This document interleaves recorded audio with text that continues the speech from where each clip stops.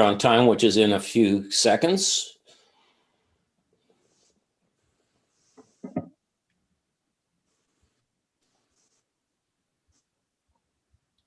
Twenty seconds.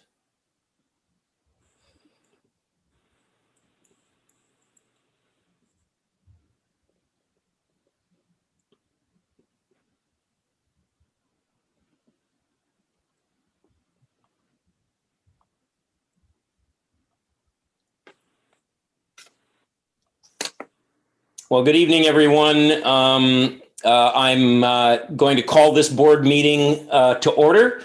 I'd like to begin by acknowledging that, of course, that we are privileged to meet on the traditional territories of the Squamish, Lil'wat, and St'át'imc nations. We certainly respect the privilege of occupying their historic and unceded territory, and are grateful to be here.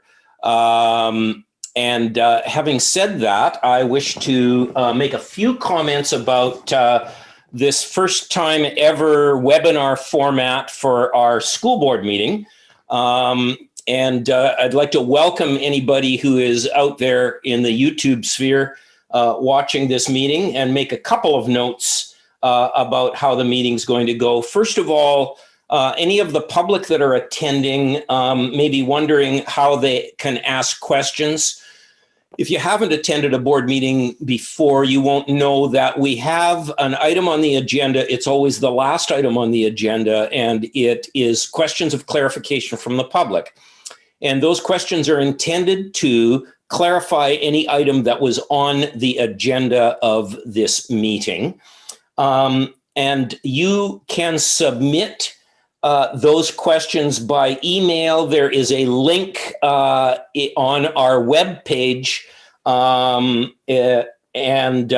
email will go to our secretary treasurer or our executive assistant. We will save up those questions, and we will display the questions and provide answers to the best of our ability in that session at the end of the meeting.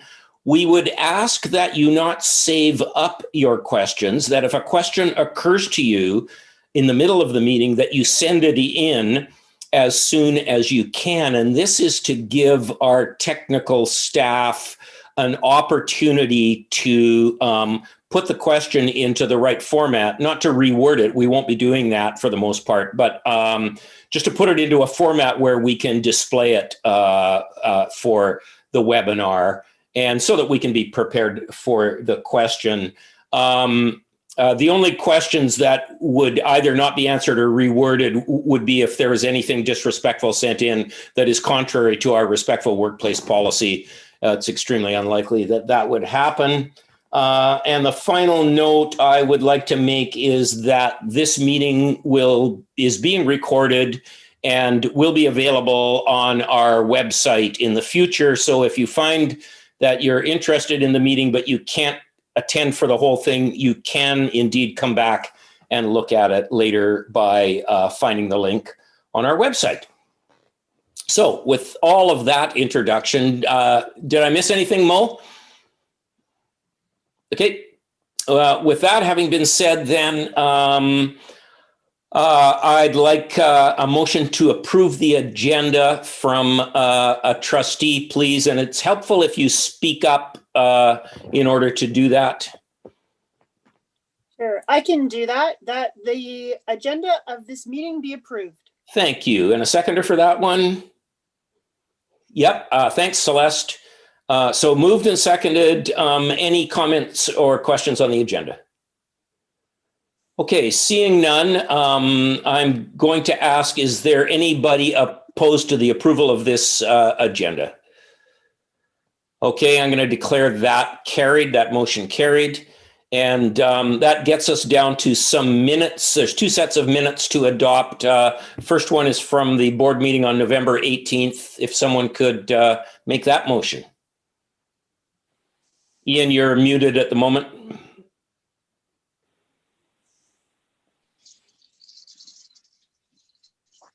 That the minutes of the board meeting held on November 18th, 2020 be accepted. Perfect. Thank you very much. Seconder? I can second that. Okay, great. Thanks a lot. And any discussion on those minutes? Any opposed to the adoption? Thank you. And moving down to the summary minutes of the in-camera board meeting held on November 18th.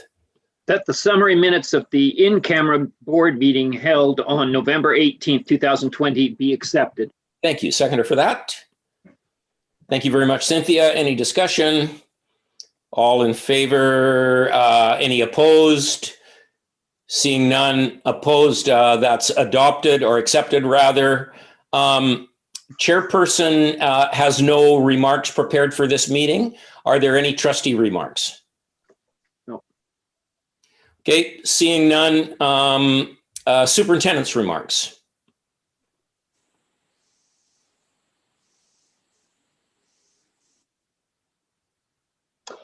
Sorry about that. Yeah, I just want to acknowledge a project that Brackendale Elementary School has been working on, and I think it's really, really caring and thoughtful and interesting. So the students have worked to identify all of the adults in the community who are in care homes and facilities like that, and they've identified 86 adults who are in these homes, and the school has worked to write a personal letter to each and every one of them ahead of the holiday season and the winter break to reassure them and give them some companionship. And I think that's a pretty neat project. So I just want to thank Brackendale for their continued really compassionate response and thoughtful way of addressing the things happening in the community. Yeah, thank you. Anything else, Lisa?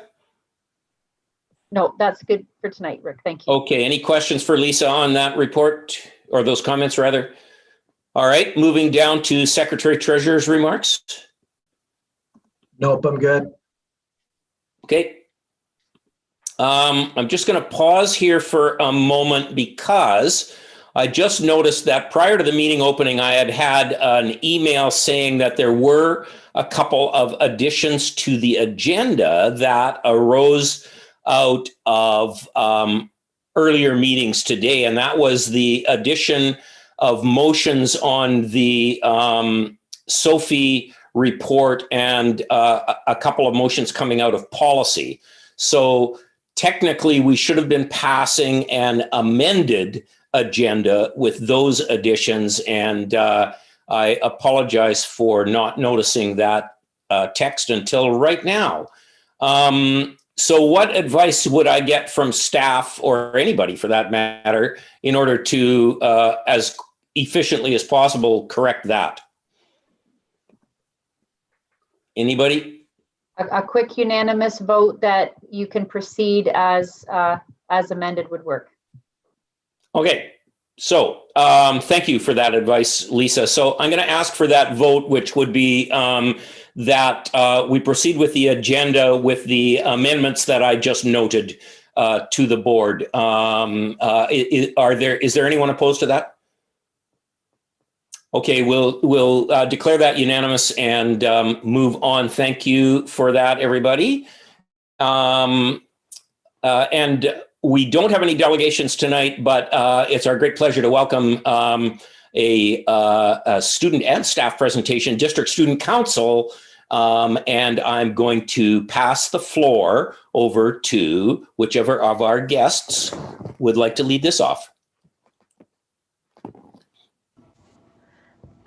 Would that be us, I believe? It would be whoever you've decided. All right. Okay. Yes, Lucy and Mark, you guys can lead everyone. I'm sorry, but your audio is not working very well. We can't.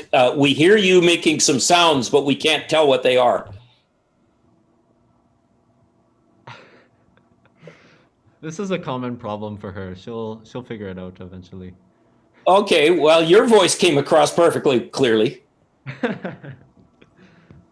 what she says. Should we just get started? Hey, that's good. Okay. All right. My name is Lucy Gill. I'm here with Marcus Hernandez, and we'll also have Sierra Haziza speaking tonight.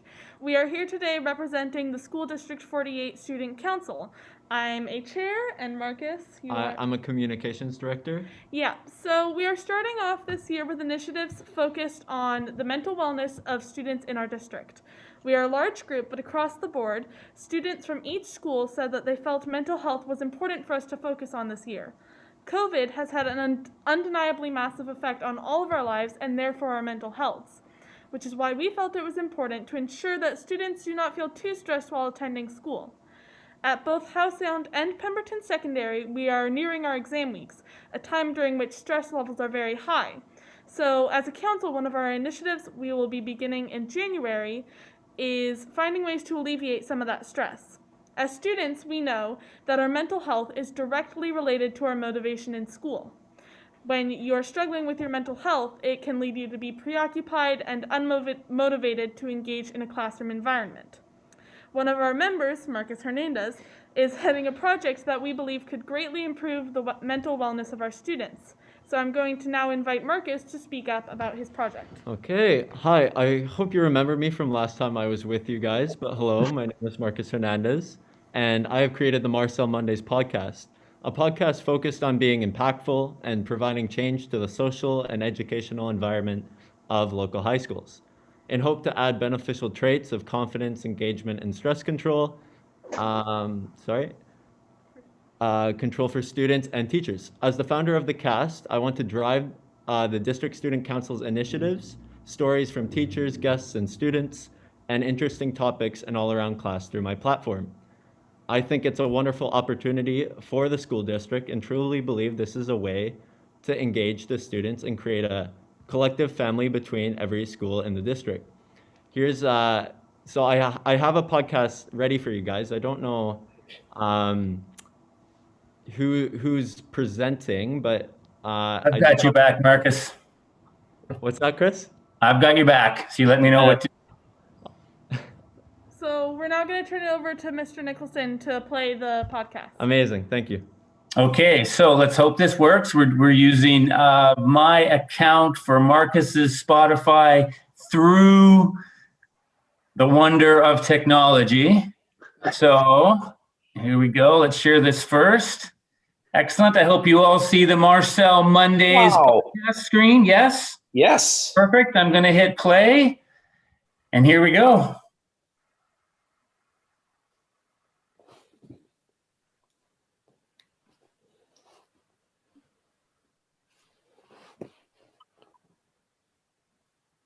Hey, Chris, we can't hear any audio over here.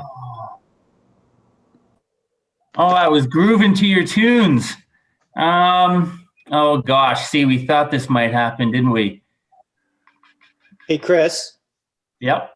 when you hit the share button, did you Yep. see those two little check boxes at the bottom left that say share audio? Oh, here we go. Share computer sound. Thank you so much. I That's got your why back, you're my friend. my number one colleague. Here we go. Thing one, thing two. Okay, here we are. Take two. And I don't know why I was dancing.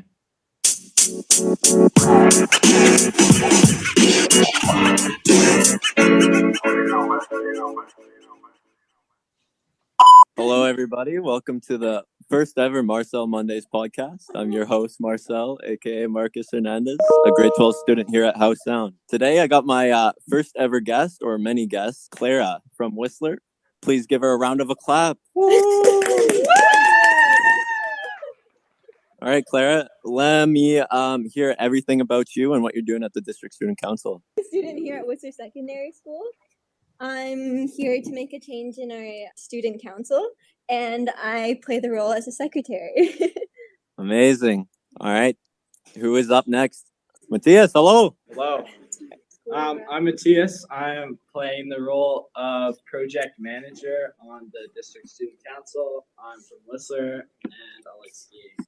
Heck yeah, man. Thank you. Okay, I'll go. Hi, my name's Sierra Haziza. I'm a grade 12 student at Whistler Secondary. I'm one of the co-chairs of this year's District Student Council, and I'm super excited. And Sierra, what's one goal you want to achieve this year for the District Student Council? Oh, there's so many. It's hard to choose. I'm really passionate about making school fun, even though COVID's happening. Awesome. Thank you. Cross. Hi. Isabel Cross, welcome. Hi, I'm Isabella Cross, a grade 12 at Whistler Secondary. I played the role of the school rep in our district student council, and I'm also super excited about making school fun again, even through COVID. And I also like skiing. Thank you. Thank you for your time. I think I got one more. Yeah. Jenica My Felius. Yeah, Janica. My name is Jenica Felius. I am a director of communications on the district student council this year, and I'm a grade 12 student at Whistler Secondary, and I enjoy playing hockey. Amazing. Thank you for your time. And thank you, Whistler. Every student that is involved, we're going to pass it on to PSS now. All right. I'm going to start with Alexa. Yeah, Alexa from PSS. Hey, hi, I'm Alexa Hunter from PSS. I'm in grade 12 and I'm the treasurer of the district student council. Awesome. Thank you. Cool. I'm Kieran Knott. I'm in grade 12 at PSS, and I'm a secretary of the district student council. Thank you, Kieran. It's great. Hi, I'm Kyana Kudisi. I am in grade 12 from PSS and I am the communications director for PSS. Amazing. Thank you.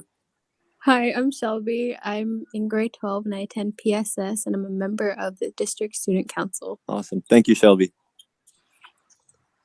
Hi, I'm Lucy Gill. I'm a student here at Howsound Secondary in Squamish, and I'm one of the chairs of the District Student Council. You're a chair, Lucy. What do you want to achieve with District Student Council this year? Oh, I think we have a lot of goals this year. One of the things I really think we want to focus on is the wellness of our students and making sure everybody's feeling safe, happy, and enjoying their time at school. I also agree. I'm going to pass it on to my next representative here. His name is Jode. Hi, my name's Jode Goodman. I'm in grade 10 at Howsound Secondary School, and I'm the public relations director. Awesome. Thank you very much, Jode. That was great. I'm going to pass it on to Emily. Hi, my name's Emily Sargent. I'm a grade 11 student here at Howsound Secondary, and I am also a chair of the District Student Council. Emily, is there any goals you want to achieve this year as a chair? As a chair, I hope to expand my leadership skills for the better of all of the students in our district. Very well said. All right, that concludes the first ever episode of the Marcel Mondays podcast. I hope you did enjoy as much as I did interacting with these very talented and interesting people. To also mention, we were missing a few members today.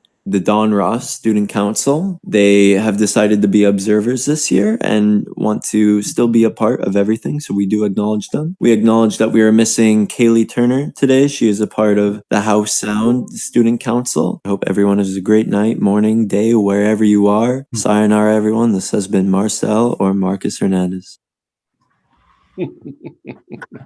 Wow. How's that, guys? All right.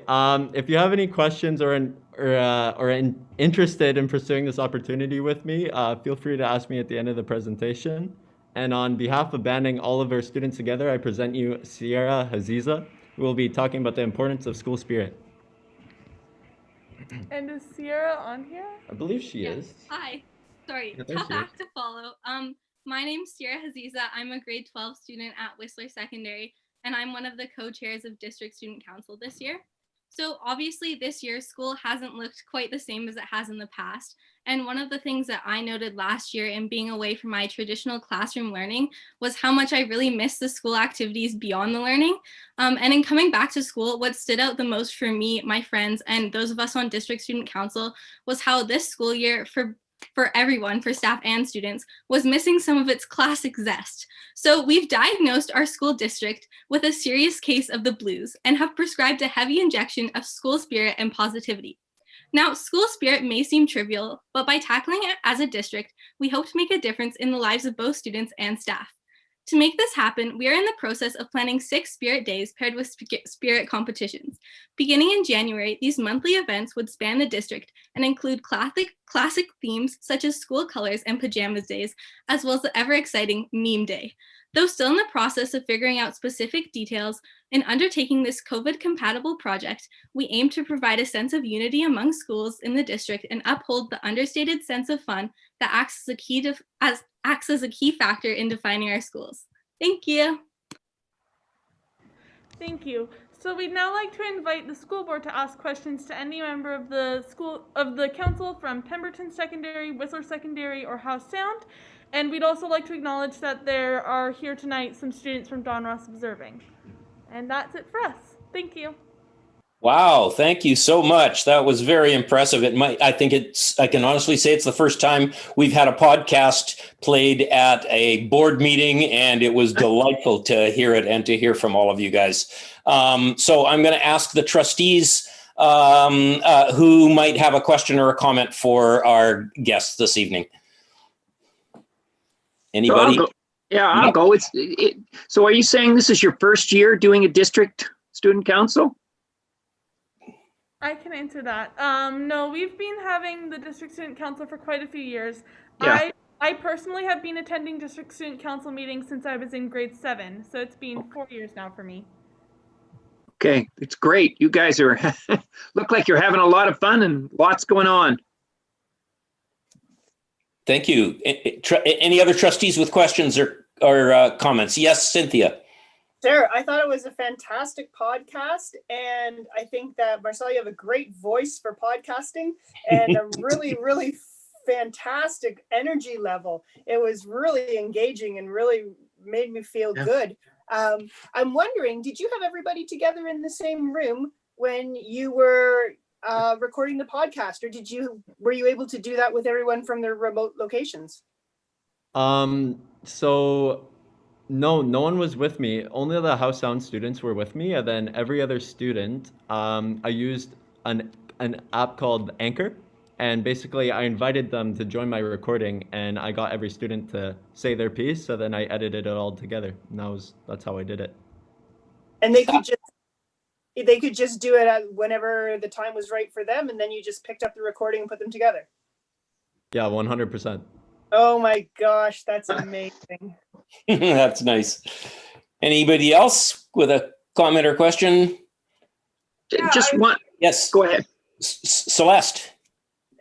Thanks, Ian. I just wanted to say I'm really glad that you came to present to us tonight, and I'd love to hear more about what you're doing as leaders within the schools on a future date. I hope that you come back and speak with us in the future, if not at a board meeting, in some other way that we might, hear more about what these kids are doing, Rick. So I'll leave it at that. I'd love to hear more. Really, really glad that you guys came tonight, and keep working hard. What can we? Go ahead, Ian. What can we do as trustees to help you guys? Sierra, would you like to take this one? Sure. I think right now we're in the pretty beginning stages of our council. We've had 2 meetings so far, and obviously with COVID, it's a little bit difficult. We haven't been able to meet in person this year.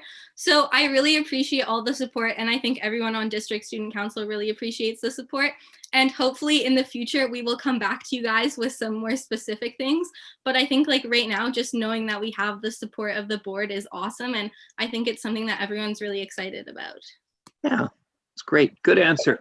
Yeah, and certainly from the board's point of view, we're really grateful for the work you guys are doing, and your identification of mental wellness as a key issue for you to tackle is just so right on. And it's a very high priority for us as well. So to have your skills behind that effort, we're just really grateful for. I certainly noted what confident speakers you have. Everybody was very articulate.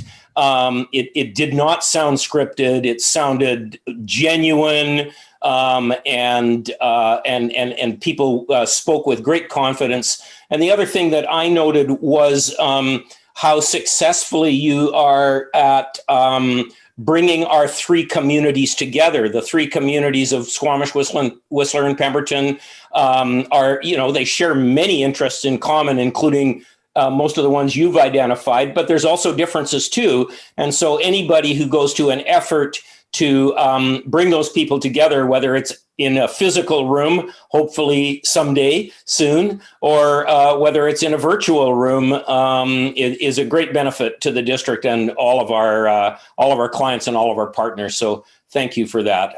I'm going to guess that our superintendent, Lisa McCullough, now I'm going to put her on the spot, but I bet you that she has a comment or two to make.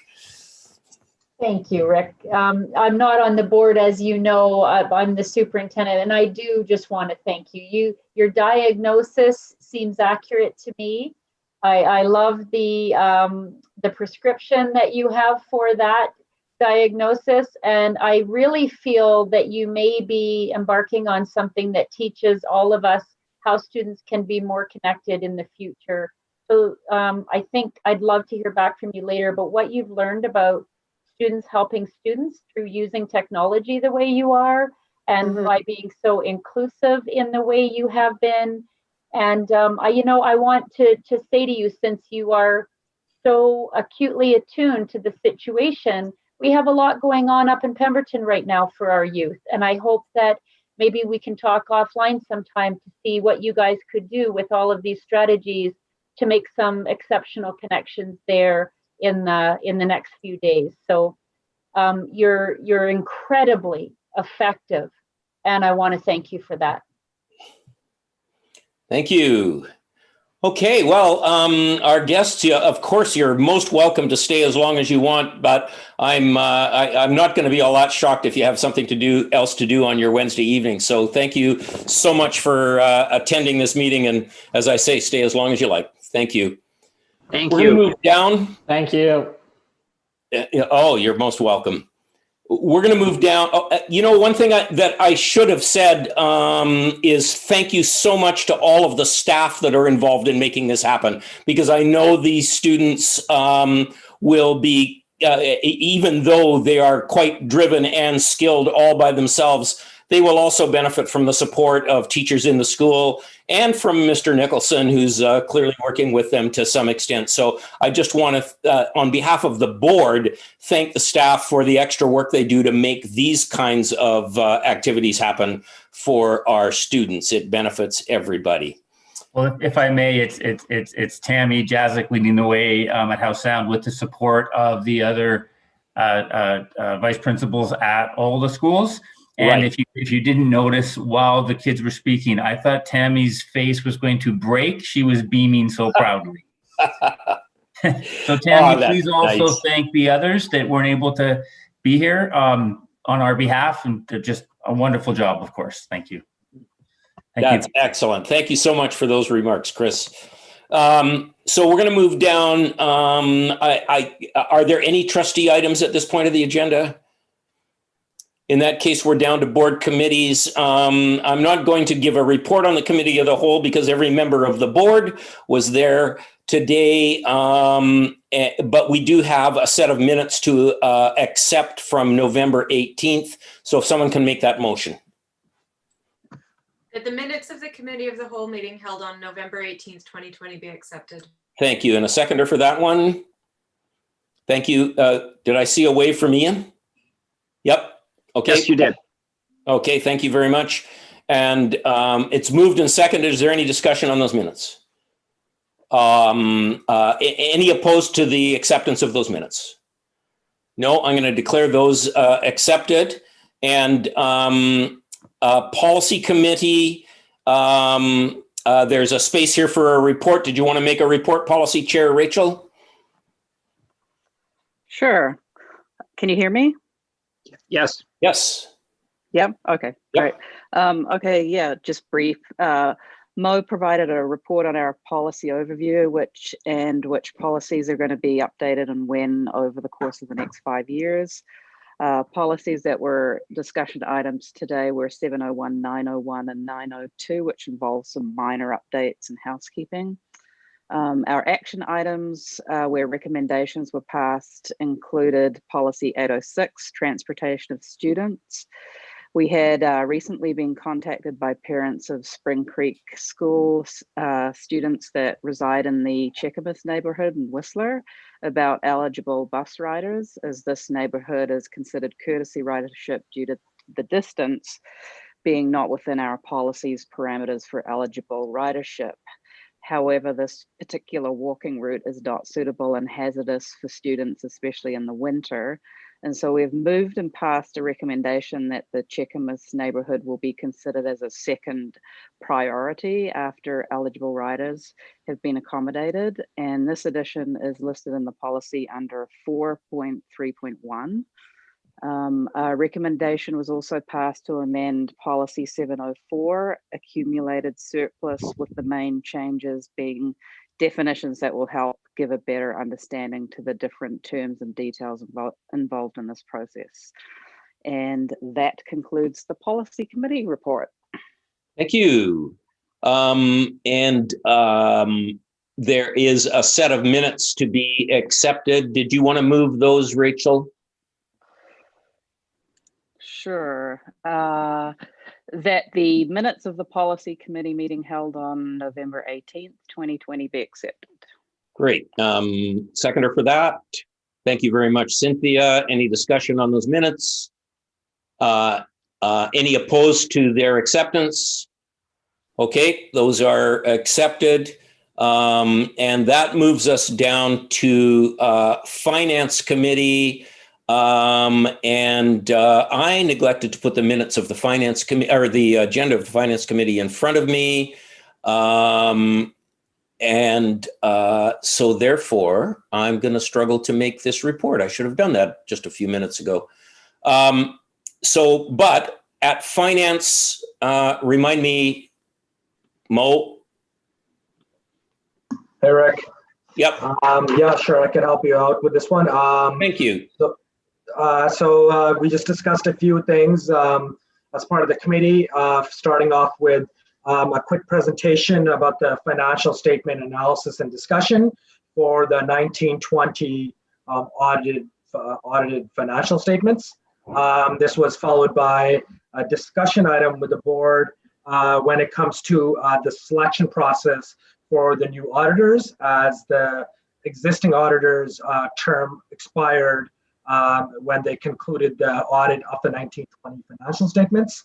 That was followed by a quick update to the board about the budget development process, including what the timeline looks like, and to begin that process, what the survey would look like that's going to our partner groups. That was followed by an action item, which was to discuss the statement of financial information, which was essentially providing a bit more details on key suppliers and employees making over $75,000 in remuneration and their related expenses for certain items when it comes to a format called the SOFI report. So the Finance Committee made a motion to recommend to the board to approve that. And then lastly, the Finance Committee reviewed the first reading of the fall budget bylaw for the 2021 school year. And just quickly, that just talks about the changes in your budget compared to the spring 2021 school year budget. And it just essentially talks about your real-time enrollment that you have as of September 30th, and any additional expenditures that you did not account for as a result of that based on the fall. Thank you for that. And there's a set of minutes from October the 14th that are just there as reference, but no motion required. Is there anything, moving down the agenda, is there anything from Indigenous Education Council at this meeting? No, there isn't. Okay, thank you. Public Relations, Cynthia? No, nothing right now. Thank you. Rick? Yes. I'm sorry to interrupt. Can I just go back to ABED Council for 1 second? Of course you can. So I just wanted to take this opportunity that ABED Council was the last council that reviewed this, and then the Board of Education, of course, but just to make a public welcome to Karen La Rochelle, who is the new district principal of Indigenous Education for our school district. And while we had a short Indigenous Education Council, that's a really big impact for our district. So welcome to her. Wow. Yes. Thank you so much. Thanks for stepping into those big shoes, Karen. Thanks, everybody. I'm very humbled, very happy to be here. Okay. Lisa, I think you're the next up. We have no business arising, but under information items, there's the COVID-19 update. So I'm going to put it over to you. But first, I'm just going to remind people, it wouldn't be surprising if some of the questions from the public arise out of this particular agenda item. So just to repeat a reminder that I did at the beginning of the meeting, if you have questions that arise out of this, the sooner you send them in, the better, as far as our staff goes in just handling the technicalities of making the questions available at the end of the meeting. Thanks. Over to you, Lisa.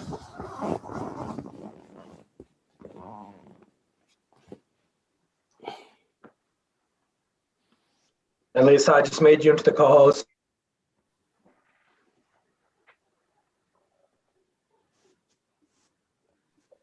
Yep, just working on getting my screen set up here as fast as I can. And I'm just going to drop all you fine people off the screen. Give me 1 second. I'll try to put this somewhere that won't impact the presentation. What I am sharing with you tonight is the quick COVID update for the school district. I've added some very last minute information in quickly that I hope is helpful to some of the people in our community who have asked me to include that in the perspective. So I've done my best to put that in at the last minute. The framework that I'm going to use for the COVID update for the district tonight is here's what, so what, now what. And the idea is that first I want to share, here's what the data are telling us and the information that we have. So what are the implications of all of that information? And then now what should we be doing knowing all of that moving forward from here? So I'm going to start with the here's what the data is telling us and the information that we have.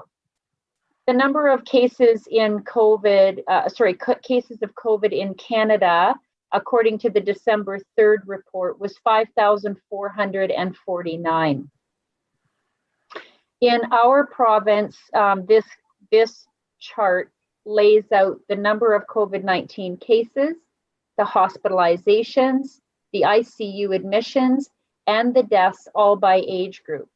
So you will see that for the school-age children relevant to our context, the children under 10 have had no deaths at this time, and there have been no admissions to the ICU and very few hospitalizations. In the age 10 to 19 category, the data is very similar, if not exactly the same. There have been no deaths, there have been no admissions to ICU at this time, and there have been no few hospitalizations. Now, for the public's benefit, because this will be posted in the minutes, I included this chart because this gives you the precise information that is the underpinning for that graph in case it's more helpful. So you can see the actual numbers instead of just the bar graph. The cases at schools in the Vancouver Coastal Health Region have this information attached, that in 89% of cases in schools, contact tracing has been successful in linking the case to another known case in the situation. So therefore, only 11% of the actual positive cases have not been able to be successfully traced. 80% of the students who have tested positive were exposed directly in their household. And in schools, 77% of the confirmed cases of COVID-19 are students and 20% staff. There have been no transmissions in over 90% of all school cases. And I'll just remind you there that that's when somebody has tested positive and has been at a school site during their contagious period. And from that, there has been no transmission in 96% of those cases. And in the last 5 cases, transmission has been noted as happening from staff to staff directly. So sorry, these were cases from staff and not from student to staff or staff to student. So to date, Vancouver Coastal Health has had 162 school exposures. 15 of those have been from School District 48. So then let's bring it right down to our School District 48 setting. We have had 15 cases. And again, these are people who have tested positive and have attended school while they are contagious. All 15 of those have been in the Squamish area. 10 of those have been at Howe Sound Secondary, 2 at Garibaldi Highlands Elementary, 2 at Don Ross Middle, and 1 at Mamquem Elementary. From those cases, 55 students have been advised to self-isolate, all 55 of them, of course, in Squamish, and there's the number for the specific schools. So at Howe Sound, 30 students have been asked to self-isolate, and at Garibaldi, 20, and Mamquem was 5 back in, that was September or October. There have been 1 staff member advised to self-isolate because of the associated potential exposure in Squamish, and that was at Garibaldi Highlands. Now, this was the information that the PAC chairs at Howe Sound Secondary asked me to include and try to create some context and speak to this evening, so I've added it. I need to be clear, this is a citizens initiative, the BC School COVID Tracker. I cannot in any way validate the information, and nor can Vancouver Coastal Health. But I can tell you that what's accurate is that there have been 10 potential exposures at Howe Sound, and that would comprise approximately 1.82% of Howe Sound having a confirmed case, because that would be 10 cases. The highest rate of potential COVID exposure events in BC at Howe Sound, I can't personally speak to, but that's the information that's being shared. And that Howe Sound is one of 13 schools with more than 10 exposures in the province. Again, I can't confirm it, but I do believe that to be accurate. And then the last piece in our here's what I want to remind everybody that here's what information we know is that we've been advised to be in stage 2 and to remain in stage 2 as a province and in our school district. Now, so what are the implications of all of this information, all of these exposures, both at the provincial level and locally? So here's this piece. Despite the number of exposures in our schools, we have had currently no evidence of transmissions within our setting, and that includes in Squamish where the exposures have been taking place. We also know that the implications of COVID and any absences from school increase risk factors that I put the definitions in here because this will be posted publicly, include anything that increases the chances of a negative event or behavior occurring and or decreases the chance of a positive event, and that protective factors become really important at times like this. And those being anything that reduces the impacts of risk behavior, promotes healthier outcomes, or is associated with an alternate to some harmful behaviors. Of course, the areas go on to include social emotional development aspects, physical health and well-being, connectedness being a major one, use of after school time being notable, and school experiences and that importance of belonging and academic self-concept. So these are implications that need to be considered at all times, but especially under times like this. As well, implications come from BC CDC described as unintended impacts when we have school closures. So why stage 2 and why is the government staying in stage 2? BC CDC cites adverse effects on learning, adverse effects on mental well-being and school connectedness, increased family and personal stress, family violence, food insecurity, and negative impacts on health behaviors such as sleep, exercise, and diet when schools have less than full-time in-class instruction. And the impacts of school closures and students on families has been cited in this way from 395,000 British Columbians who completed the BC COVID Speak survey. 76% said that there was impaired learning for their children. 78% said there was less social connection with friends. 51% indicated worsening mental health. 24% extreme stress, increased stress experienced by their child, and increased child stress among households who were reporting worsening mental health.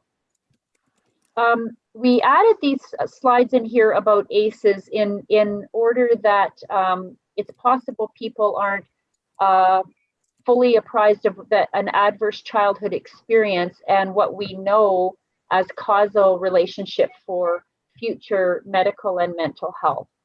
So adverse childhood experiences often fall under these three categories of abuse, neglect, and household dysfunction. There are some organizations that would describe them differently. However, these kinds of adverse childhood experiences have a causal relationship to future medical and mental health problems. With that in mind, we added this slide to show what possible risk outcomes can look like. And there's the clear link to students who have 4 or more adverse childhood experiences. Of course, based on BC CDC's assessment, these adverse childhood experiences are increasing under the pressure of COVID and the isolation and lack of connectedness in homes.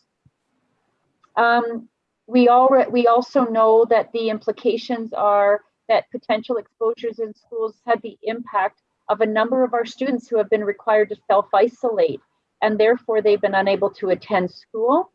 And for those students at the secondary level, that's especially impacted by the quarter system, where, for example, 2 weeks of self-isolation comprises 20% of your quarter and your courses at that time. And we also know that it has had the impact of worrying community and parents, such as that Howe Sound PAC chairs have brought to our attention about the parents in the Howe Sound school community because of the number of exposures. And so the implication is that we've been asked to consider a hybrid model at Howe Sound for the remainder of the second quarter in order that we reduce density in the school to try to reduce the risk of exposure to those students. We also know the implications, in Bonnie's words, about all of the things going on look a lot like this. She continues to say that exposures will continue to reflect transmission, and or exposures in schools, now I'm paraphrasing, still continue to reflect the transmission in our communities, but we are not having large numbers of transmission events in schools. Those are very small and very few. And there have been a few outbreaks in schools, but they've been limited in number and certainly have not happened in our district. In response to a request to extend winter break that came through recently, she said that they've made the decision that the downsides of extending the winter break would be far greater than the safety and the protection of the education and the interaction that's needed in schools. And further, she always goes on to say schools really are a safe place and an important place for educators and students to be. This is a quick snapshot of the survey from our parents across the district.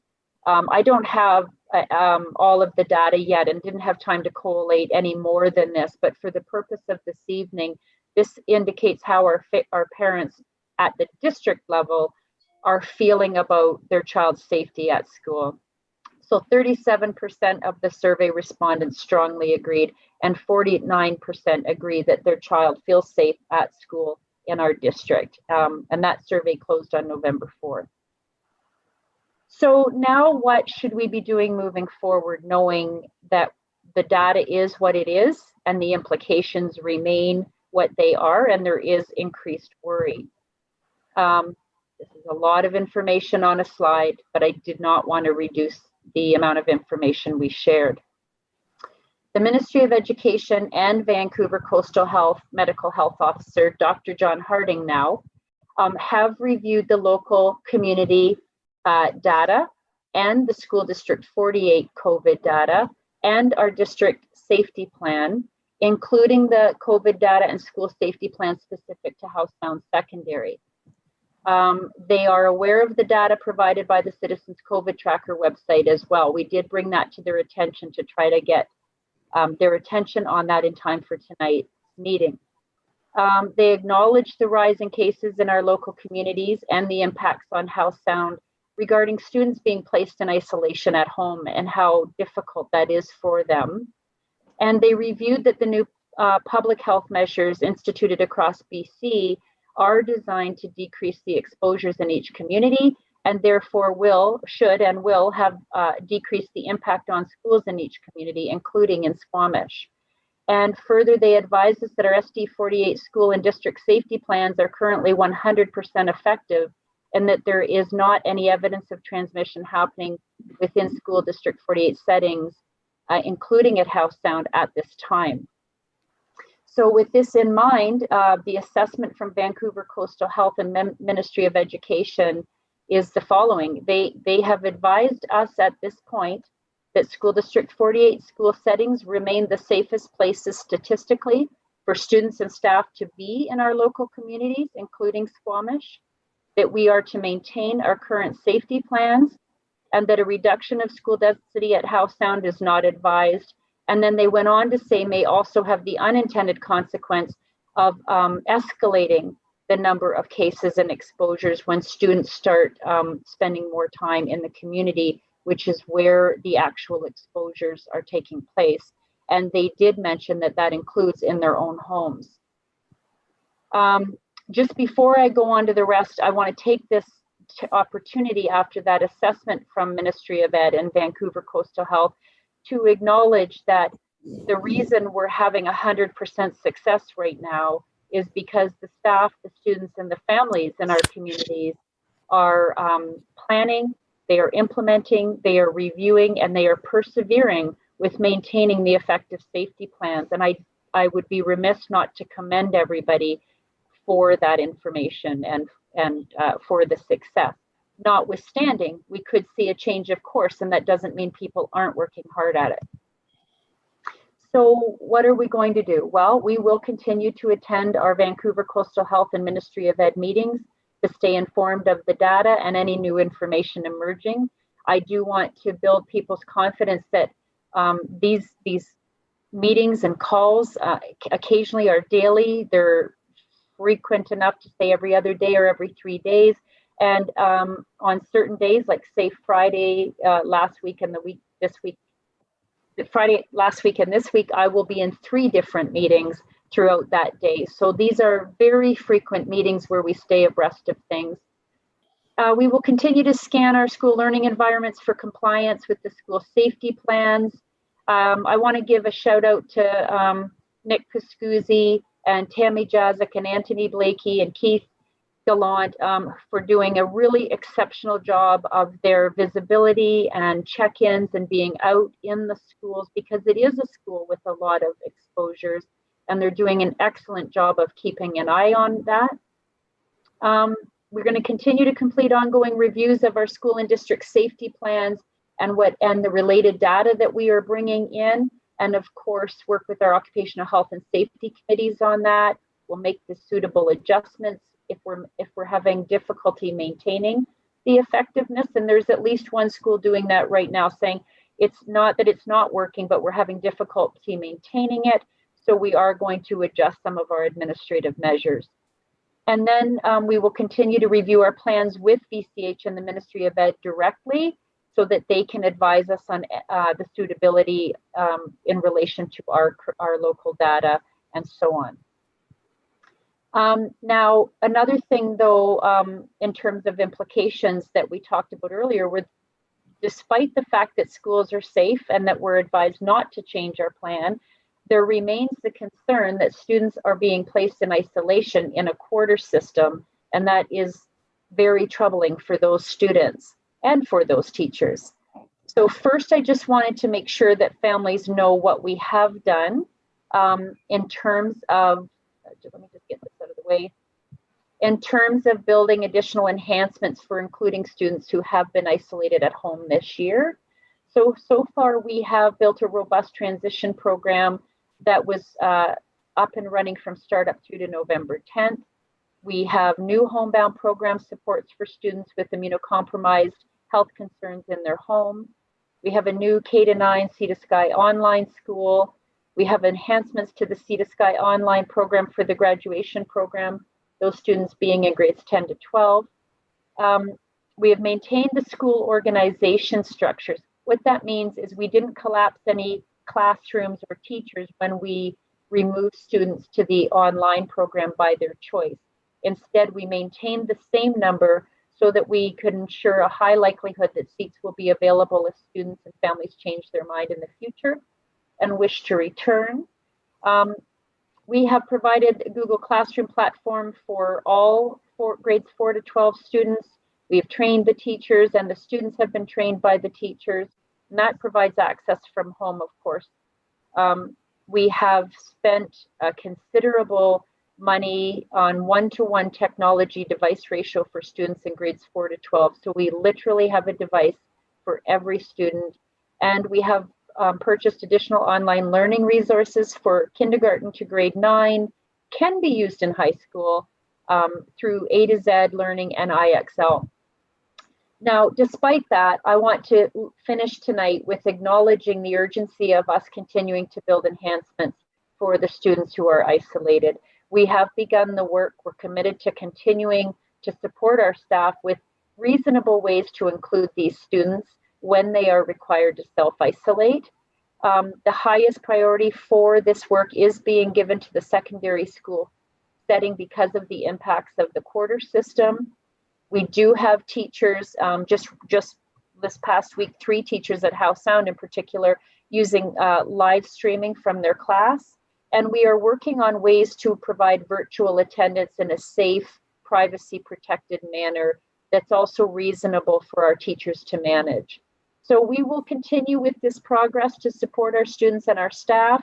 And I just didn't want to underestimate or undervalue how challenging that is for those students and families. And we want you to keep working with your teacher and principals to express what you need to feel supported so that we can all learn how to make that better, and we'll stay on that. So thank you, Rick. That's all I have, and I'll get out of here. Don't go too far. Thank you. So I'm going to open that up for questions from the trustees. Any questions for Lisa on that rather thorough report?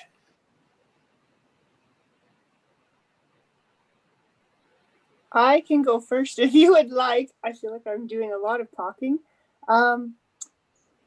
That's what you're here for. Okay. Maybe the question's not being phrased right, and maybe it's more of something to be commented on. But I guess what I wrote down as my question is this. It's an if-then statement sort of thing.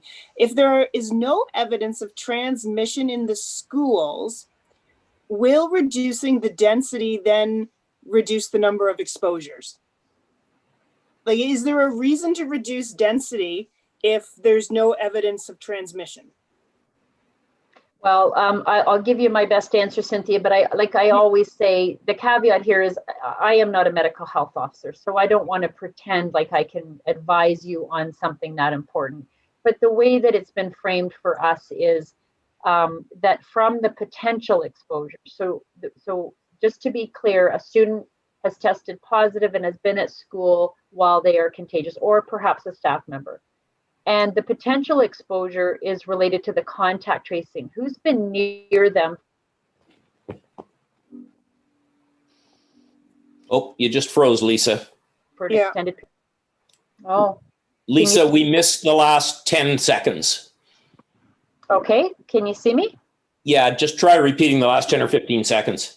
Okay, I'm sorry, I have no idea. I have great connectivity. Okay, so a case is when somebody has tested positive and come into the school setting during the stage in which they're contagious. What happens then is the contact tracing is to figure out who was near that person for an extended period of time during that contagious period. And then what that becomes is the list of people who may have been exposed, and those are the exposures that we speak of. So then what happens is those people are often asked to self-isolate. if it's uncertain, sometimes they're asked to just self-monitor. So those who are self-isolating and those remaining at school would be the people who may contract it from that case. So currently in our district, none of the students who have been isolated have contracted COVID from that case. And frankly, none of the kids who have remained at the school have contracted COVID from those known cases. And we have an extremely high rate of known cases. And what that means is when they contact trace, do they actually know where it came from? And sometimes, like I think the data that I showed you earlier was it provincially about 11% of the time they're not certain, right? They can't be certain where that positive case came from. Still, 89% is very high. And in our district, the medical health officer reassured Phil and I that virtually all of the cases are known. So they know where it was contracted. So we aren't left with that ambiguous data of, are you sure we're not getting it at school? So that, I hope that answers your question, Cynthia. I think so. It sounds like so it wouldn't matter if you had 100% of the kids in the school, 80% of the kids in the school, or 50% of the kids in the school. Reducing that density is not going to change the fact that they're not finding transmission in the school. So then we can feel confident that having kids 100% in school is safe.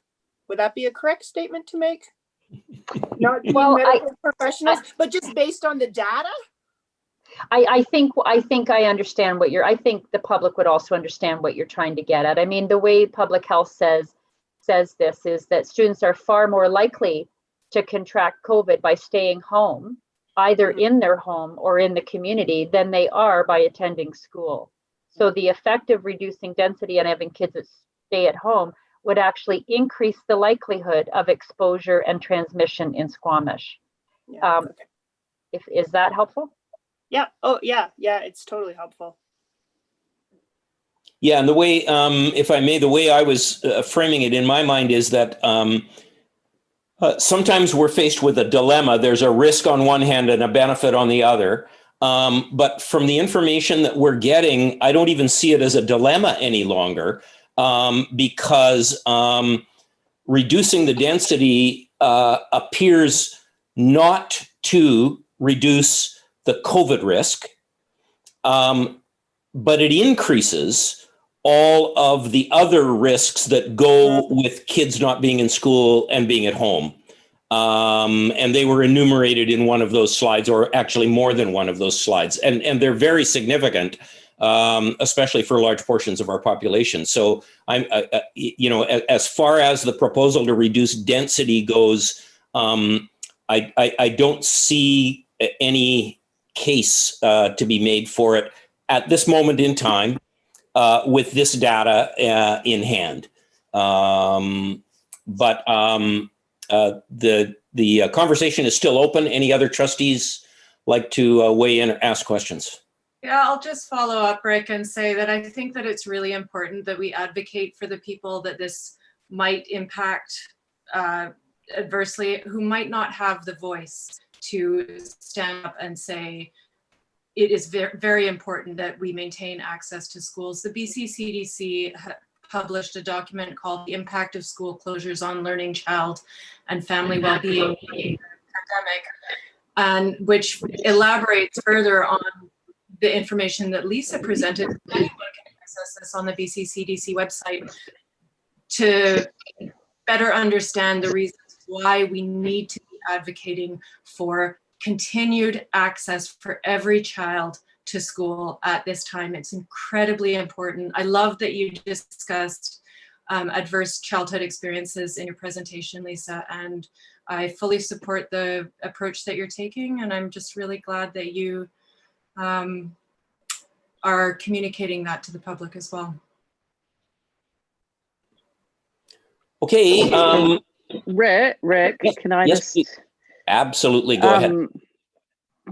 So just over a week ago, we all attended the BCSTA, so that's the School Trustees Association Academy, and we had a really good presentation from Dr. Rika Gustafson from the Provincial Health Office. And she put my mind at ease. As a parent, I have a child in high school here too. So, I understand the fears of, a parent and having your child in school and all that. And she gave a great presentation from the health office. And there, she said there's no indication worldwide that COVID is a significant source of transmission in schools. And she doesn't recommend anything further than what our public health organizations are currently recommending. And as what the main factor is our safety plans are working in our schools, and the guidelines for new orders are catching up with what schools have been doing since September. So, I found a lot of confidence in sending my child to school through listening to what she had to say and what she presented to us. And I don't know if any of the other trustees felt the same way, but I thought it was a fantastic presentation. And I have full confidence in what we're doing in our schools. So, thank you. You're on mute, Rick. Thank you. I took away the same impression as you did, Rachel, from the presentation by Dr. Gustafson. It was comforting and it answered a lot of questions, as did today's presentation, by the way. Any other trustees have comments or questions on this topic? Lisa, did you have anything you wanted to add? I think that just in closing, Rick, I just do want to acknowledge that the data is enormous out there. The news is in everybody's face in their living room. It's concerning to hear that your community, as a Squamish community member, has raging data. We hear the same thing up in the Whistler community for the community, and yet no exposures at school. So I just want to acknowledge that despite all the facts, the worry is real, and we will continue to endeavor to support people through that. And we will continue to endeavor to support those students who and staff who are isolated. And we do need to work on that, and we will continue to do that. Terrific. Thank you. I think it's time to move on to the next item, which is 8B, the Squamish catchment area update. And that is, I'll let Mo lead that one off with Ian Curry's support. Okay, thank you, Rick. Could you guys see my screen just to confirm? Yes. Yes. Okay. Before we get down to the next steps in the timeline, I kind of just asked Ian to last minute, it's funny, sorry about that, Ian, to just give a quick overview of just the background and why we ended up here, just because it's been a couple of months since we last reviewed this. Okay, Ian, go ahead. Okay, well, the background is we have to undertake this process as part of our capital planning requirements with the Minister of Education before they will support any kind of additions or new builds for addressing the growth in our area. So they want us to make sure that we're doing what we can to maximize any space that we may have in any of our schools. So as you're aware, we went through the process of early analysis where we looked at a few key areas in Squamish catchment and Mampcombe's catchment to see if there was enough of an impact to make any sense of actually moving forward with a full-on catchment review. And so the initial early analysis, which was presented to the board from basically we started in April and then the last was in June, showed that there's a potential to move approximately 80 students towards, and that's from Loggers Lane, North Yards, and Tantalus. So that's moving students potentially from Squamish catchment into Mamcomb, and then some students from Mamcomb potentially to Brackendale. So it's been very early stages. So the next steps are developing what that plan will look like. So for the coming months, beginning this month, Mo and I are building the stakeholder, or we're undergoing the stakeholder consultation planning. So that's putting together what the notice will look like that will go out to families and give them some information on why we would be doing something like this and what the impacts may be. With that planning, we have to also look at how we will present this information and how we will engage the community. So that would be most likely utilizing Zoom town halls. We also want to make clear that we won't be disrupting families and moving students where siblings are registered in a specific school and a new sibling comes in and they have to go to a different school. So we will be ensuring that families would be grandfathered into their existing school, and we won't be forcing anyone to move to the new school. This will, as we go through December, we're going to be informing the SSTA, also the CUPE, about the upcoming plan to undertake this review. Then through January, we'll be meeting with DPAC and the school PACs at Mamcomb and Squamish, and that will both be early in January. We'll be distributing notification to families in January, including a survey and the date of potential town hall. And then the link to the survey would be on the district website. So after that's completed, we will review the results of the survey and the impact, the information we received from families, and that will be presented to the board in the February board meeting. Then assuming that the board wants us to continue with moving forward with this review and continuing with the analysis, we would undertake the community town halls via Zoom, and including the survey results. So we would engage with the community and say, here's what we found. After that, there will be an opportunity for the attendees to provide feedback, and that will be reviewed again by staff and again presented to the board. We will also be reviewing and discussing the catchment area recommendations and stakeholder thoughts that were brought up during the town hall and the survey, the feedback from them.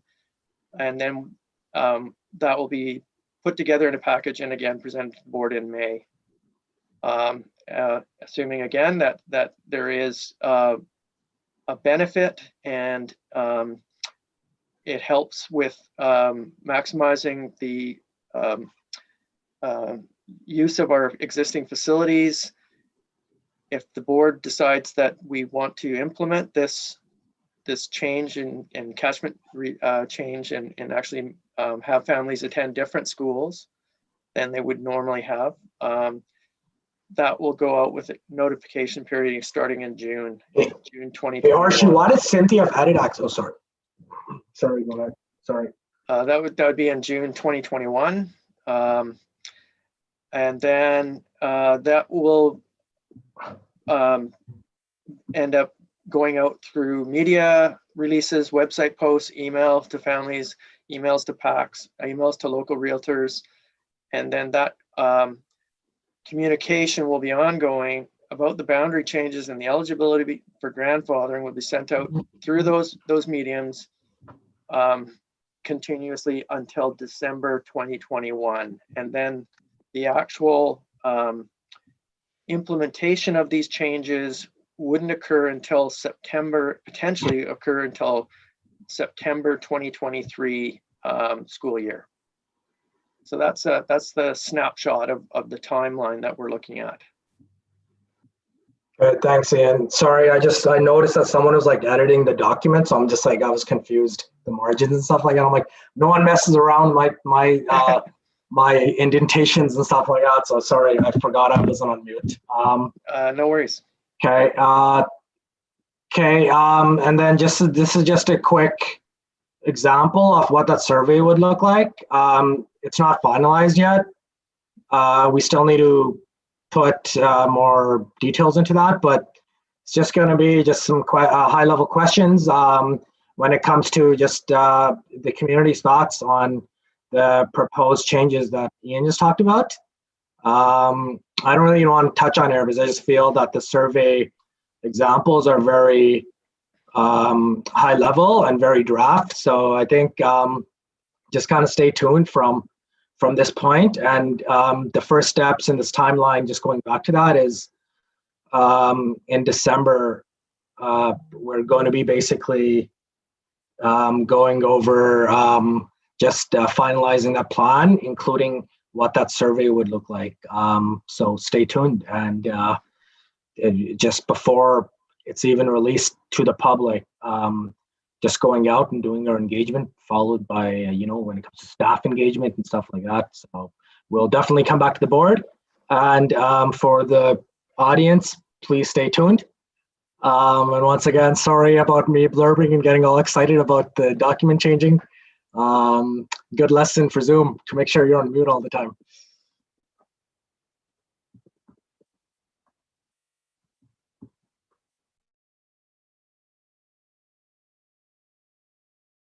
Oh, Rick, you're muted. There we go. Thanks for the tip. No worries. It probably won't be the last time either. It was the usual question. Are there any questions from trustees on that presentation? Looks like you did a thorough job. Thank you. And sure appreciate all the efforts you're making to make sure that our communities are deeply involved and that they understand the timelines, and also those provisions that soften the impact on families. So if there is a move, they get grandfathered when they have siblings, and all of those provisions are very respectful to the needs of our families in the event that these actions do need to be taken. So I thank staff very much for the thoughtful nature of the report and the plan. Thanks, Rick. So that was the catchment area update. And the next item is the Vancouver Coastal Health Assessment of Services and Facilities. And that's an update from Philip Clark. Yeah, this is like an update to promise an update. Ultimately, what is going on with Coastal Health is pretty neat. They are planning as a whole. They're hiring some outside folks to come in and kind of re-look at health services in the corridor and as a corridor as a whole, because they're well aware of Pemberton and Whistler Squamish and the services that need to be kind of intertwined together. So that's going to be happening. They're going to put a call out to people to participate in the process of what's working, what's not working. It's not going to be always that exciting, although I am excited by it. But that will impact us in different ways, whether it's from how they do their public health nurses, or we have contracts with them for our concurrent disorder clinicians. So it will impact schools in different ways, to be determined, but it will also have a much broader impact on the community as a whole. But hopefully we'll have a bit of a seat at the table in that, and you can count on getting additional updates from me if I'm the person there on what that's going to look like. But it's just something that's coming, and it's coming. I believe if I remember correctly, they want to have it done in the next year or so. So lots to come from there.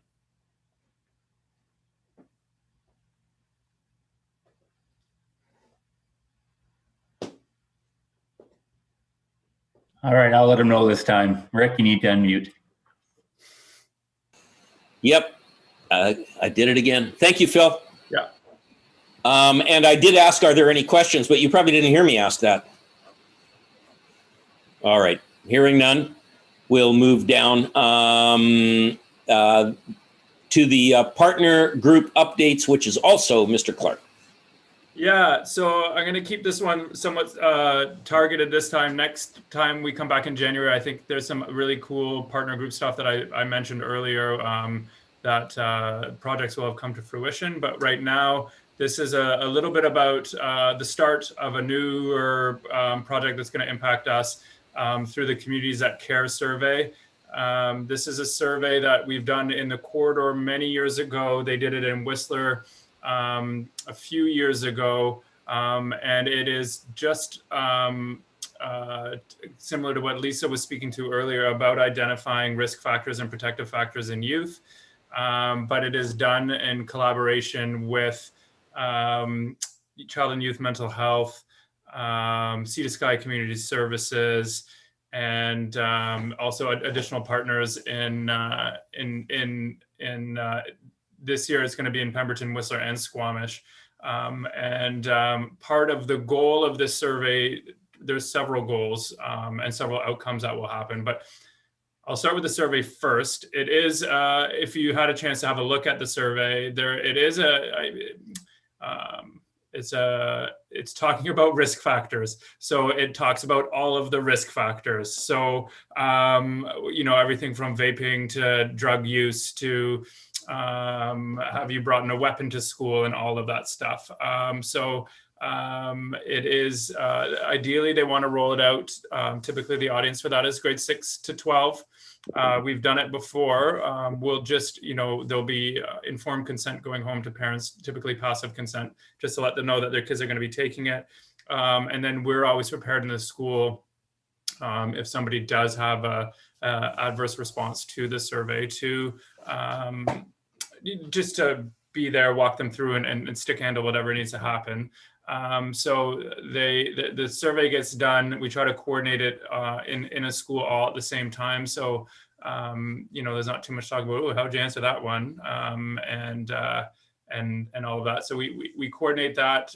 We have several staff in Whistler that sit on the organizing group, and that's starting to expand up and down the corridor right now.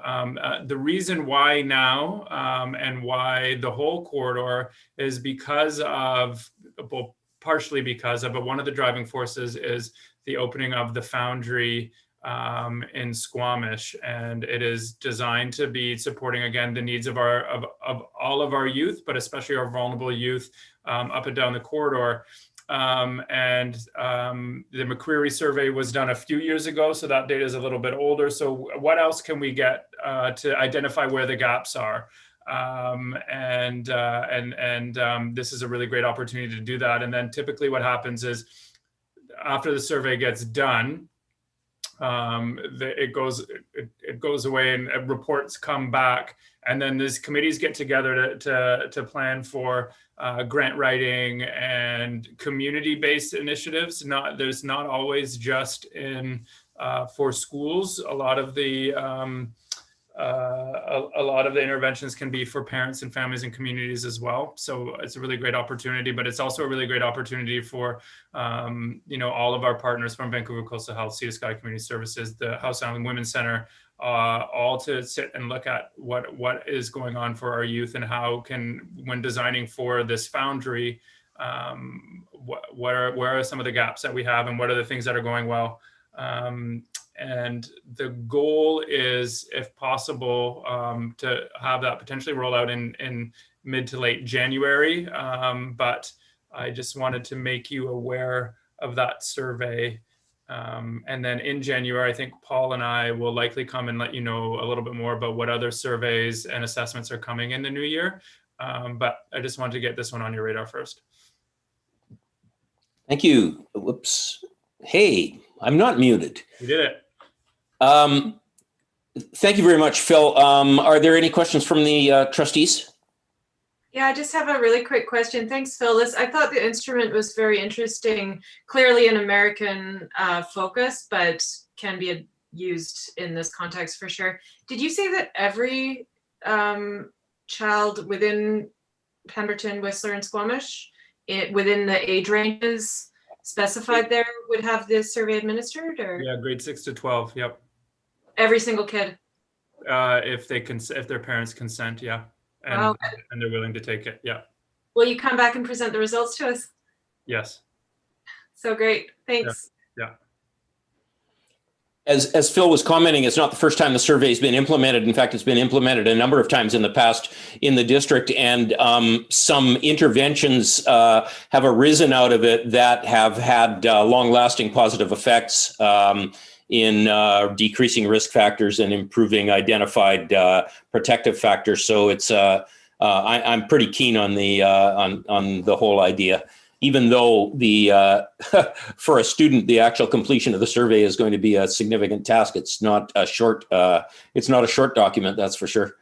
But it provides a wealth of information which gets, professionally collated and analyzed, and provides the community with enormous resources in terms of information. Anything else from anybody? Okay, back to the agenda. That takes us down. Thank you so much, Phil. That takes us down to Susan and Karen La Rochelle, the equity scan. Hello, everyone. So lovely to see you all and to hear what's happening. And it's just, everything sounds exciting. And I want to share with you a little bit of an update on the equity scan. And I'm just going to speak for a very short little intro, and then I'm going to introduce part of our team who has worked on a revision of the survey questions for the scan. And they're going to take you on a little journey and let you have a look at some of what we've been doing. A quick update. As you know, the committee, the Equity Scan Committee, which is the Indigenous Education Committee, had met for over the year last year, and had, through the 4 pillars, had chosen inquiry questions under each pillar, and had a lot of discussion about the wording of those questions, and then had revised the questions for the 4 audiences who we were hoping to facilitate conversations with. They would be the policy makers and decision makers, senior management, trustees. There'd be the educators, and there are the students, and then community parents. So those are the 4 groups, 4 pillars. There's about 18 questions for each group. And what we did is, remember that when we were planning for the equity scan, in order to uncover story and true understanding and a depth of understanding through conversation, it was important to meet with people and gather in community over food. Well, it's COVID. So right when we were to take this to community, of course, March hit, COVID hit, and the kind of Indigenous way of being and doing this work we're not able to do in meeting and connecting face to face. So what Kelsey and Nina and Jillian have done is they work together as a committee at each one of the questions. We're going to start with the teacher survey and hopefully get that out in January. Our next survey after the teacher is the student. And then I am aware that you have another student survey going out in January, February. So we'll be considerate of that. And on the teacher survey, we took these very large open-ended questions to elicit story, and we actually broke them down and scaffolded them to elicit responses that we could quantify, as well as leave room for a qualitative response. So from that intro, I'm going to hand you, I think, Nina, you're up. Okay. So when we were working on taking these very sort of deep and complex questions and putting them in a format that's suitable for a survey to go out to the district, it was really important to us that we stayed true to the original intent of the question, and also that we respected an Indigenous research methodology.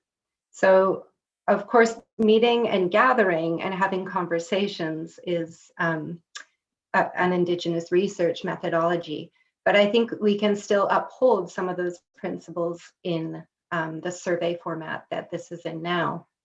And one thing we've done a few drafts, and for one of those drafts, we actually put it out to the shared learning teachers and asked them to critique the survey. So not so much to take it, but to look at the survey and consider whether the questions were clear, whether they were relevant for educators, and anything else that they noted. And part of the feedback that we got back from that group of teachers was that they really learned a lot from taking the survey. So because the questions in the survey need to be in that format, there are multiple options and checklists that teachers have to choose from. And in answering the questions, they learned about the different structures that are already in the district to support indigenizing practice.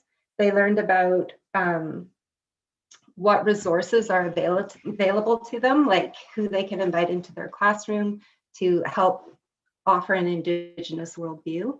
And so this feedback that they gave us was that taking the survey was kind of fun and really informative. So when the Indigenous education team got this feedback, we thought, aha, this is a way that we can uphold that Indigenous research methodology, because part of that is when you are a researcher, you shouldn't be taking and not giving back to the people who are doing the survey. So we went through the draft of the survey again, and we really looked for opportunities where we can educate the people who take the survey. We managed to connect some of the language to the district pathways as well to make those connections for teachers. And we'll give you for example, I'll hand it over to Kelsey, who can go over the shared document and explain what we did. Awesome, thank you, Nina. So as Nina mentioned, this has had a few iterations, and it started, Susan handed this to us and we were really excited. And as Nina mentioned, we read question 2 and we were so excited. And then we put it in a survey and just started laughing, because if we were to ask a group of teachers to describe the answer to this question, it would be a paragraph or 2 or 3. And doing that in a survey would take a very long time. And we started realizing that we wanted the qualitative nature of that data, but we really needed it in quantitative, like yes or no, so we could have pie charts or graphs, or so that we could break it down to find out what it was that our teachers knew or were comfortable with. And so question 2, for policy and governance, we ended up breaking it down into 5 different questions. And this is kind of just a snapshot. I know this has been shared with quite a few of you. Each of the questions, we tried to stay as true to the original question as possible, breaking it down and giving a number of different responses so that we were representing all of the educators. So this is not just for our teachers, but it's also for our EAs, our counselors, like anybody that's working with our students in our district. And so making sure that we were using language that supported the understanding of all of our educators was really challenging. And on Monday, we met with our Indigenous Education Committee, and we actually went over each of these questions with a number of our own questions. And it was an incredible opportunity for us to have their input and their insight. And some of the questions and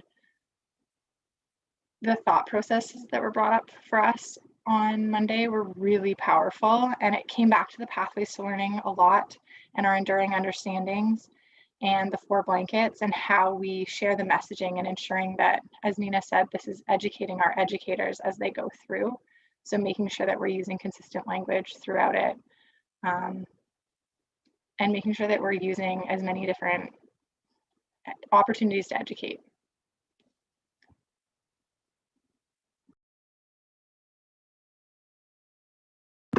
Susan, I don't know if I missed anything. Kelsey, that's a really good question. If we stop there, Mo, if you go to question 3, where it says, describe how the first principles of learning, the LEWA principles, etc. When you go across to see how we scaffolded that down, this is a really good example of actually delineating, of not only getting the answer to our question, but I think it's the next question down that gives teachers examples of all of the things and all of the ways that you can involve Indigenous in community, engage them and communicate with them. I mean, look at that huge list. So when parents are feeling frustrated, how do I engage with parents? Well, look at all of the examples, and we're having educators check off the ones that they actually use. So this is an example of the educating piece with the use of this survey document. When it comes to instructional practice, there's a lot of the same use of educating, giving people examples of what resources of what there is out there in terms of instructional practice in the learning environment. So I just want to add one little thing, because I can't take any credit for the tremendous amount of work that's gone into this, but to acknowledge how much thought and time has gone into that. So the way those questions were worded, if you did get to be there in person in a gathering, was in that colored section along the left. And then to see it broken down and deconstructed like that so that you can answer it in a survey. The amount of discussions and everything that went into those, Nina and Kelsey and Susan and the whole team, it was really impressive. It was so thoughtful. And there's so much more to come.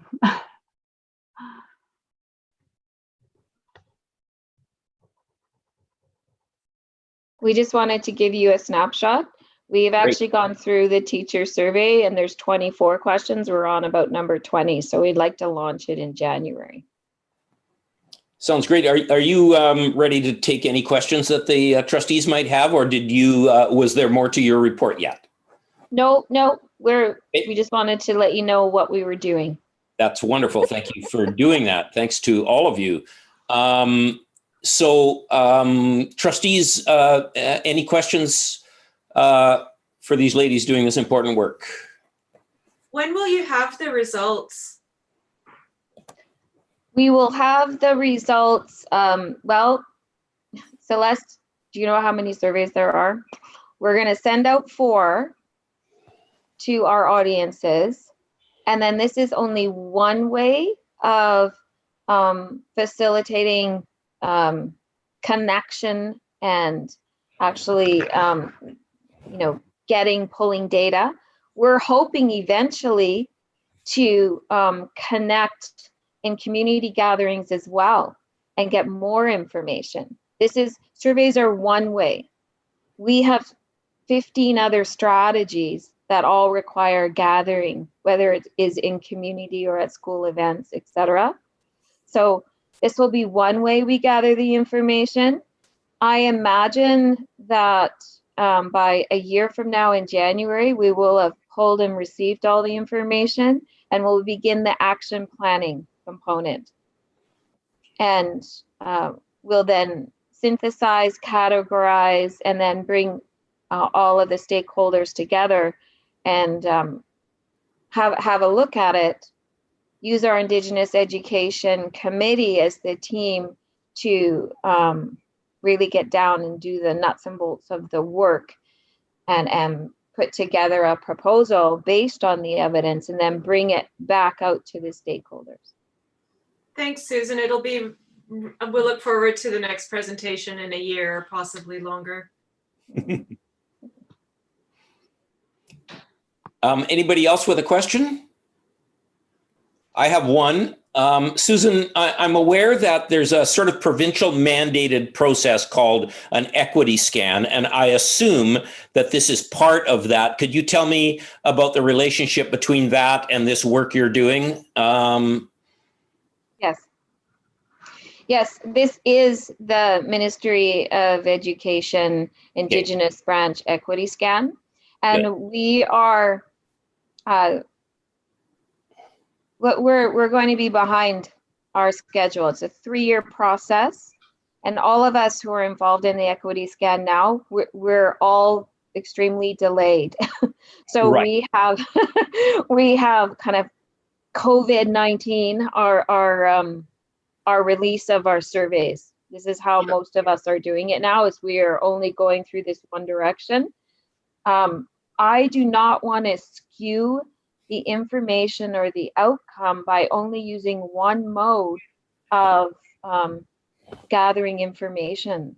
So if it takes a little longer, I'm hoping, we can meet by next fall, then we are going to do that, because I think the benefits of actually gathering in community are worth, the extra 8 months to a year that it might take to complete this cycle. We are in the early days of the cycle. We have about, 6 months if we need it to actually put together an action plan. And I'm thinking that we could do that 3 to 6 months without a problem, and then launch again. I think that after you put together your plan, the next is we have to bring it out to all of our stakeholders and and then modify and tune it up, and then prioritize it and look at all of our structures and systems and make sure that we're in alignment, and then bring in Indigenous community, and perhaps from there take what we've learned through our action plan and implement it in some kind of enhancement agreement that aligns with that evidence, right? So it's a big process. It's messy because it's inquiry, but I am so proud of the work that community and the team has done in getting us to where we're at. And remember that each question chosen was chosen by, there was so much discussion and conversation, 5 gatherings of people discussing all of the questions and making up questions that were pertinent to the evidence that we saw in our district, to the data that had been gathered, and to really personalizing this scan to meet the needs of SD 48. So a lot of work has gone into it. Yeah, sounds like it. Thank you very much. No other questions from trustees? Okay, then we're going to move down through the agenda. Thank you again, Susan, and your team. So you have a couple of attachments: field trips, media reports. I'll pause really briefly. Are there any questions on any of those? All right, moving down through correspondence, no items for discussion, but there are a couple of policy motions. These were the additions to the agenda that we approved just somewhat after the start of the meeting. So Mo, did you have any additional words you wanted to say on policy 704? No, sorry, Rick, which one was that? The 704, accumulated operating surplus? Yeah, no, just I think Rachel summarized it very well. We just put some more definitions in there because they're commonly used terms in the industry, and that's about it. Okay, thanks. So the policy committee has recommended this motion, and I'm looking for trustee to make the motion. I'm happy to make the motion if you would like. Thank you. Okay, that the Board of Education approves the amended policy 704, accumulated operating surplus. Thank you very much. Is there a seconder for that? Somebody speak up if you're seconding it. No. I saw Ian, but he was on mute. Oh, okay. Thank you. Ian, confirm you would. Me, I can too. Yeah, I did second it, Rick, Okay, thank you. but I was mute. Yep, appreciate that. So moved and seconded. Any discussion? All in favor, or rather, because I have a hard time seeing everybody, I'm going to ask to make sure you're not on mute if you are opposed, and to speak up if you're opposed to the to this motion. All right, that's carried. And policy 806, transportation of students. You've heard a description of this one already today, but I certainly can provide an opportunity for Lisa or Mo to provide any additional information or comments. Nope. In that case, someone prepared to make this motion. I can. Thank you, Rachel. That the Board of Education approves the amended policy 806, transportation of students, including a revision to state Cheakamus Crossing neighborhood explicitly as an example of a community which always be considered as a second priority for ridership after eligible riders have been accommodated. Right. And if someone's prepared to second it, could they unmute and say so? I'm happy to second that, Rick. Thank you very much. So it's been moved and seconded. Is there any discussion on policy 806? All right. If I could just say, I want to say a quick thank you to everyone who worked really hard on that whole transportation situation, including the parents in Cheakamus and the senior staff. It was a really great community collaboration with the board and senior staff and everyone involved. So thank you everyone for your really respectful collaboration. It was great. Yes, and thanks for saying that. That's really important because it was a great example. So it's been moved, seconded, and I'm going to ask for the vote. Make sure you're unmuted if you intend to speak up in opposition. Anybody opposed to this motion? No, that's carried. And that takes us down to the dry grad request from Howe Sound Secondary. Fill us in on the latest, Mr. Nicholson. Great, thank you very much. So as folks know, at the last board meeting, we were provided a fantastic presentation by the Dry Grad Committee. And then we realized that we needed some time to just go through it a little bit more before providing an answer. And so given their really great job in providing options depending on the COVID situation, I believe it's for you folks to decide to approve, but staff would recommend that they've got things well in hand. And as more information comes forward in terms of the COVID situation and what is and is not allowed, they will be sharing their plans with Mr. Pascuzzi and his team at HSS, as well as myself, so we can ensure that all safety guidelines are met, both in the external site and at our internal site. So we are hoping that you will approve them for a sanctioned event. Thank you very much. And thanks for your work with them, Chris. That's very helpful. So there's a recommended motion there. Someone prepared to make that motion? I'll make it. Thank you. Where are we? Here we are. Recommendation that the HSS Dry Grad be a board-sanctioned event. Thank you. Seconder for that? Anybody? I can second that motion. Thank you very much, Cynthia. Any discussion?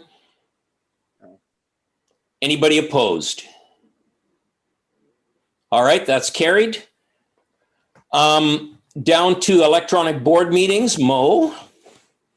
Yeah, okay, thank you, Rick. I think you already summarized it in the beginning in the chairperson's remarks, but just to kind of add on to that, we plan, because we don't have it in our bylaw right now, of utilizing electronic board meetings, and just to make this 100% official, what we're doing is, as a temporary measure where the board is, there's a recommendation for a board motion to authorize that during the duration of the BC state of emergency when it comes to COVID-19 pandemic. Basically, with that said, when it comes to the long-term goal, we plan on, which was also presented in the policy work plan, coming to the board in February 2021 to start discussing just some more details around just some shoring up about what that will look like, and utilizing electronic board meetings inside actually the board's policies and bylaws when it comes to having formal meetings.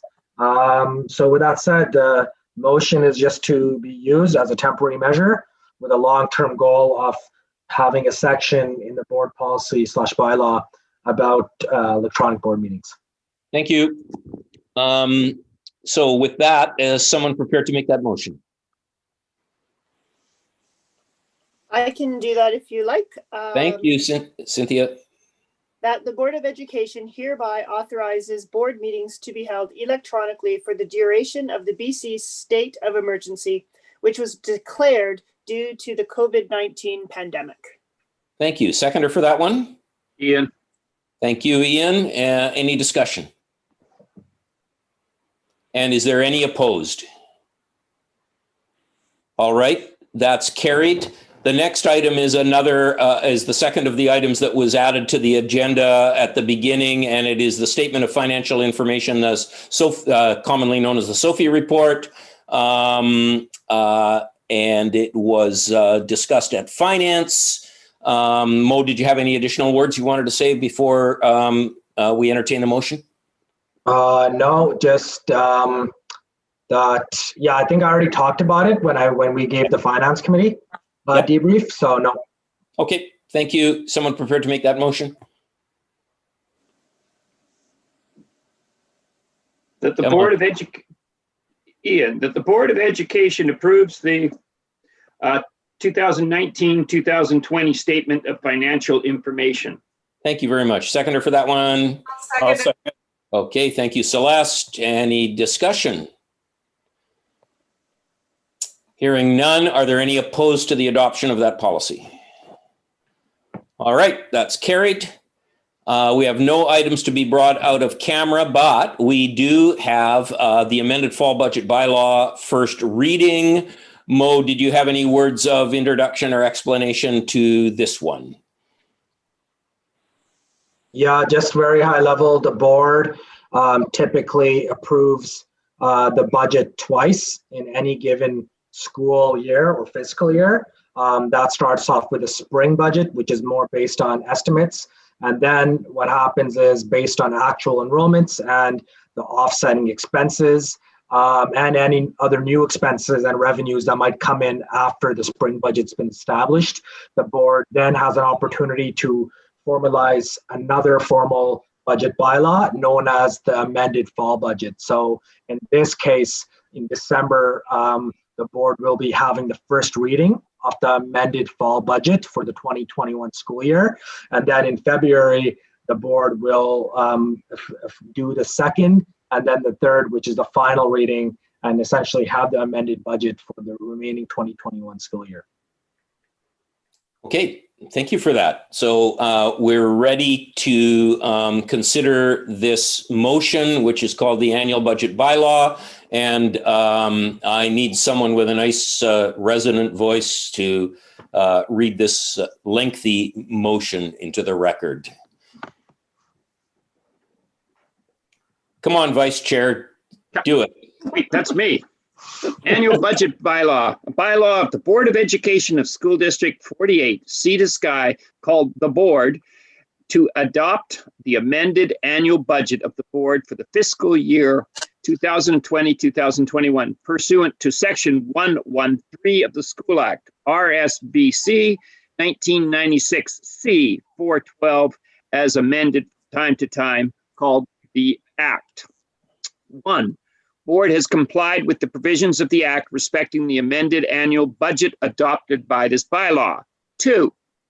This bylaw may be cited as School District Number 48, Sea to Sky, amended annual budget bylaw for fiscal year 2020-2000. Oh, we lost you, Ian. Ian, we lost you, your voice. In fact, your entire computer is frozen. Come on back, Ian. We're just going to wait patiently. It'll happen. It'll happen. He'll be back.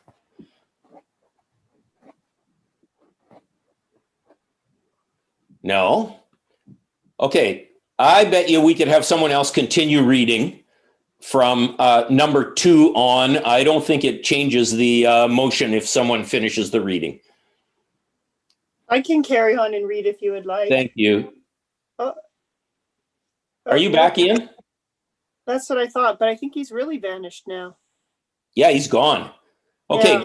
go ahead. Wait, number 2, this bylaw may be cited as school district number 48, Sea to Sky, amended annual budget bylaw for the fiscal year 2020-2021. 3, the attached Schedule A showing the estimated revenue and the expenses for the 2020-2021 fiscal year and the total budget bylaw amount of $67,691,106 for the 2020-2021 fiscal year was prepared in accordance with the Act. Number 4, Schedule A and B are adopted as the amended annual budget of the board for the fiscal year 2020-2021. Oh, read, whoops, scroll down. Read the first time, the 9th day of December, 2020. Mo, is that next recommendation a separate motion? Yes, it is. This would be the recommendation following that. Okay, so we finished this one and it needs to be seconded now. So somebody prepared to second that one? I can. Anybody? Thank you. So it's moved and seconded. Any Rachel. discussion? Yep. Thank you, Rachel. Any discussion on the budget bylaw? Are there any opposed to the adoption of that bylaw? All right, that's carried. And we have one more short one. Do you want to keep going, Cynthia? Sure. That the Board of Education give first reading to the school district number 48 Sea to Sky amended annual budget bylaw for the fiscal year 2020-2021 on Schedule A as presented. Thank you. Seconder for that one. I'll second that. Thank you, Rachel. Any discussion on this one? Hearing none, are there any opposed? Okay, that's carried. Thank you very much for that. And that takes us down to questions of clarification from the public. So I'm just going to pause here so that we can get the questions assembled.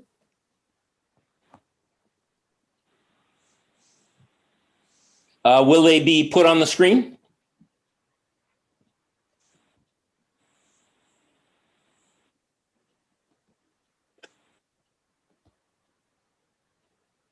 Okay, we have one question. Sorry, just give me 1 second, Rick. I'm just getting it on the right screen. If I can't, I'll just read the question out loud. Sure. There's only the one tonight? Yeah, there's only the one. Okay. Okay, there we go. I think I got it. Yeah, I got it. There we go. Will the data be parsed to school level and shared? So I'm not going to attempt to answer that because I'm not actually sure what it means. I do know what the word parsed means, but not in this context. Yeah, so Rick, I think I could probably add on to that. So this is around the budget survey that we'll be sending out to our partner groups. So just kind of going off last year, and if for the public, we had the summary results of that survey on the finance committee as an attachment. And basically, if you look at the way the summary results were depicted, that because clearly there was, we want to do more stick to a holistic high-level budget input process. And also because of clearly that when we were doing last year's summary, there was a lot of privacy concerns when it came to if we were actually going to start putting down the school level, including teachers' first and last names or educational assistants and all that stuff. So the best way we determined to summarize the results, especially considering the fact that this is a district budget and it's holistic, was to keep it on a district level unless we absolutely had to provide that type of example, which were further broken down in that summary survey results. And we felt that we had to use a school. But in reality, we would rather stick to the first type of a scenario where that is not the case, and where we're extracting the school name from the summary answers, just because, like I said, it's privacy, and also we want to be basing the budget survey very high level and holistic for the entire school. And give me 1 second. I'm getting clarification right now. Sorry.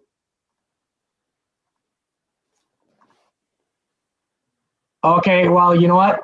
Clearly, there was a different survey, so I provided a little bit more. So now the clarifying answer questions coming in. No, this is the safety survey that Lisa shared. Sorry. Okay. I had a feeling it might be on that topic. Thank you. So I'm not going to attempt to answer this because I don't think I really understand the question. And if somebody does, I invite them to try to answer. Lisa, do you want to give it a shot?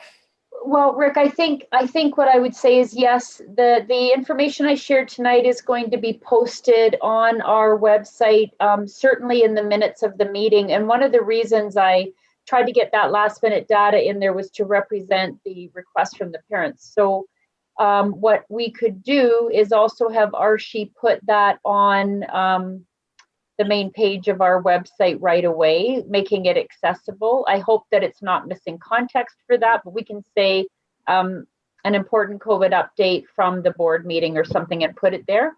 And of course, it'll go out in the board highlights as well. So if whoever's asking the question had another intention, then they can just email me and let me know. But otherwise, we will get that posted right away. Sure, that sounds great. Okay, folks, that completes the agenda of this meeting. And if I hear no objections, I'm going to declare this meeting adjourned. And I want to conclude by thanking the staff very much for all the work they did, not only to organize this meeting, but to keep the district rolling in these difficult times. Thanks, everybody. Have a good evening.